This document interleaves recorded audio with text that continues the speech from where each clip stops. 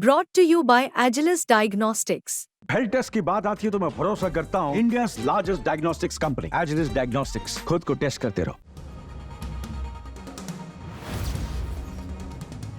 एक दूसरे से लड़कर जगनमोहन रेड्डी भी हारे, बहन शर्मिला रेड्डी भी हारी। चुनाव से पहले जगनमोहन ने बोला था कि शर्मिला के कांग्रेस में चले जाने से उन्हें दुख पहुंचा।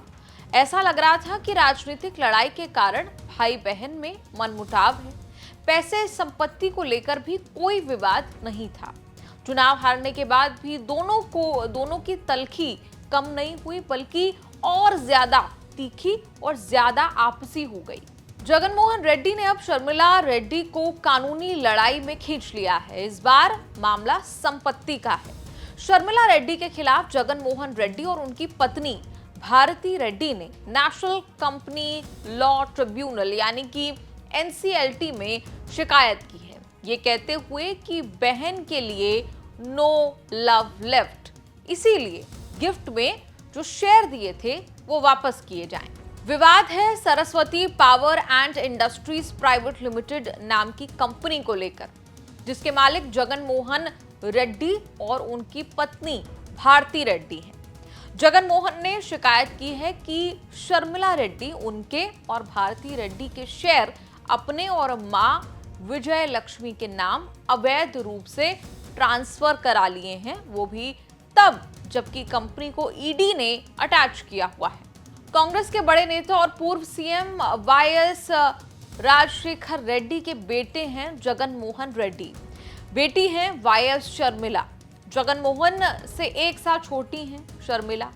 2021 के बाद भाई बहन के विवाद हुआ तो मां विजयम्मा यानी कि विजयलक्ष्मी बेटे के खिलाफ बेटी शर्मिला की साइड हो गई। एक वक्त में कांग्रेस के सांसद रहे जगनमोहन रेड्डी ने पिता की मौत के बाद कांग्रेस से अलग वाईएसआर कांग्रेस नाम की पार्टी बना ली।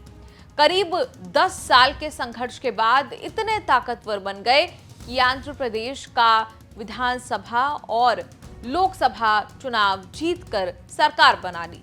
बहन शर्मिला और मां विजयम्मा संघर्ष के दिनों तक भाई जगनमोहन की ढाल बनी रही। जब जगन जेल में थे तब दोनों ने मिलकर लड़ाई लड़ी। 2021 में न जाने क्या हुआ कि रिश्ते खराब होने लगे। शर्मिला तेलंगाना शिफ्ट हो गई। उन्होंने वाईएसआर कांग्रेस तेलंगाना नाम की पार्टी बनाई, जो कुछ खास चली नहीं। लोकसभा चुनाव से ठीक पहले उन्होंने पार्टी का कांग्रेस में विलय कर दिया। राहुल ने शर्मिला की कांग्रेस में ज्वाइनिंग करा दी। वाईएसआर की विरासत के लोभ में आंध्र प्रदेश कांग्रेस अध्यक्ष बनाया, लेकिन इससे दोनों चुनावों में कांग्रेस का कोई भला नहीं हुआ। धन धान्य में रेड्डी परिवार कभी कमजोर नहीं रहा।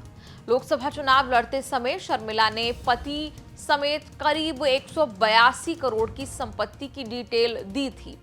एफिडेविट में इस बात का जिक्र था कि उन पर भाई जगन का 82 करोड़ 58 लाख और भाभी आरती का करीब 19 लाख 56 हजार का कर्ज है। जगन ने पत्नी समेत 529 करोड़ की संपत्ति घोषित की थी। इतने दिनों में दोनों भाई बहन की रिश्तेदारी तब दिखी जब शर्मिला के बेटे की शादी में जगनमोहन शामिल होने पहुंचे थे।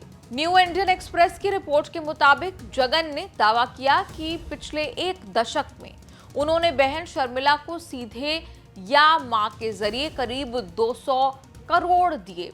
उन्होंने 2019 में एमओयू साइन करके सरस्वती पावर एंड इंडस्ट्रीज के 51% शेयर्स प्यार और स्नेह के कारण शर्मिला को दिए। कोर्ट केस होने के कारण शेयर्स ट्रांसफर नहीं हुए थे। भविष्य में ट्रांसफर होने की बात थी। अब शर्मिला के रवैये और बर्ताव से ठेस पहुंची है। अब ये कोई रहस्य नहीं है कि हम भाई बहन के बीच कोई प्यार बचा नहीं है। जगन ने एनसीएलटी से दावा किया है कि शेयर विरासत में मिली संपत्ति नहीं है, प्यार और स्नेह के कारण दिया था।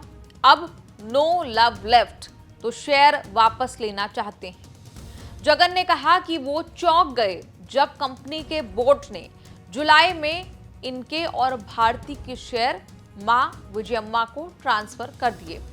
कोर्ट अटैचमेंट के बाद भी शर्मिला वो शेयर हड़प रही हैं जो जगन और भारती रेड्डी के हैं। जगन ने एनसीएलटी से मांग की है कि मां को ट्रांसफर 74,26,294, भारती रेड्डी वाले 40,50,000 और क्लासिक रियल्टी के 12 लाख शेयर्स का ट्रांसफर रद्द किया जाए। बिना कोर्ट की मंजूरी ऐसा किया जाना गलत है। सरस्वती पावर कंपनी पारिवारिक संपत्ति नहीं बल्कि जगन मोहन और उनकी पत्नी भारती की है। इसी को लेकर दोनों में नई जंग शुरू हुई है।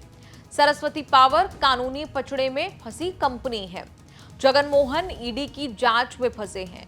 बहुत सारी संपत्ति अटैच की, सरस्वती की संपत्ति भी अटैच हो रखी है।